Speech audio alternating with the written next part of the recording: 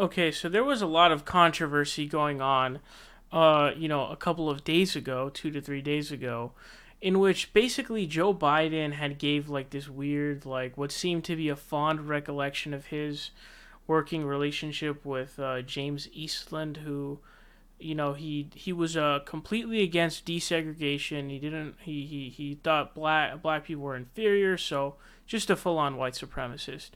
And the way that he seemed to recall the story seemed extremely fond, and basically he was talking about how, like, we got stuff done. We really disagreed about stuff, but we truly got stuff done, and that caused a firestorm. Obviously, he and Cory Booker started beefing.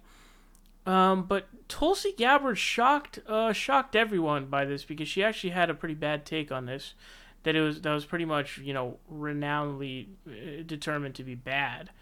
But here's what she sent out. She said, at Warren, at Kamala Harris. So she's specifically adding Elizabeth Warren and Kamala Harris. She says, Joe Biden did not, quote, celebrate or, quote, coddle segregationists. His critics have unfairly misrepresented his important message to score cheap political points. I agree with Clyburn and Joe Biden. In order for Congress and the president to get things done for the American people, there needs to be civility in Washington and in the country, the ability to work with those who we disagree, even those who hold some views which we abhor. In order for Congress to work for the American people, we need to find common ground with each other. That is not possible without civility. We don't need another president who's going to continue to divide our country. We need a president who will unite us. United we stand, divided we fall. So, the problem with this, obviously, is that Joe Biden and James Eastland teamed up. Joe Biden was like badgering, and there were some unearthed letters where he kept telling him that I need your help and I want your help and thank you for your help in his fight against desegregation through busing. So my understanding is that this, kids would be bused to different schools so that there could be an integration. So that was using an integration method. And they teamed up. Joe Biden teamed up with a white supremacist to fight against integration, not for integration. So Kyle Kulinski responded to this. He said, Biden quite literally worked with segregationists because he opposed busing desegregation. Quote, bipartisanship and, quote, civility isn't inherently good or bad.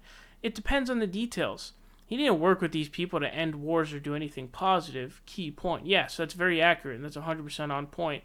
This is probably the best response to that tweet, is that he's right, that it's sort of... in fact, the most of the time when it comes to civility and bipartisanship, usually it's to fuck normal people over. That's usually what ends up happening. So, there's bipartisanship for wars and the military budget, and different things like that. So you have majority of both parties usually voting on those military increases. That's where the bipartisanship usually comes over. It's never bipartisanship to do progressive stuff. It's always like raising the military budget or going to war here or whatever. It's usually those kinds of things. And so it is a key point that no, it wasn't like they were teaming up to do something progressive. No, they were teaming up to do something regressive by opposing integration. And also, it does seem like Joe Biden not celebrated segregationists, but he did seem to recite what seemed to be of his, description, pretty fond memories of James Eastland, oddly enough. So I think this is 100% on point for sure. Let's say hypothetically in Congress there's a white supremacist on the other side, and there's a bill to go to war or something. Is it right to team up with someone like that in Congress specifically to work against that? That is the right thing to do. Yeah, of course, because you're in Congress, you're not making any concessions to that person. You're just working together to get something done. This is a in Congress type of thing. And so we can all agree on that, but that's not a good response, I don't think, Tulsi, because I don't think the shoe fits. I don't think the shoe fits the foot here. I don't even know if that's a fucking phrase or not, but it just doesn't fit. Mike Figueredo also had a response. He just said, this is an atrocious take. And there were a lot of people, who were really, really taken aback. They were really taken aback by this take from Tulsi Gabbard. So let me know your thoughts on this down below. Curious to hear them.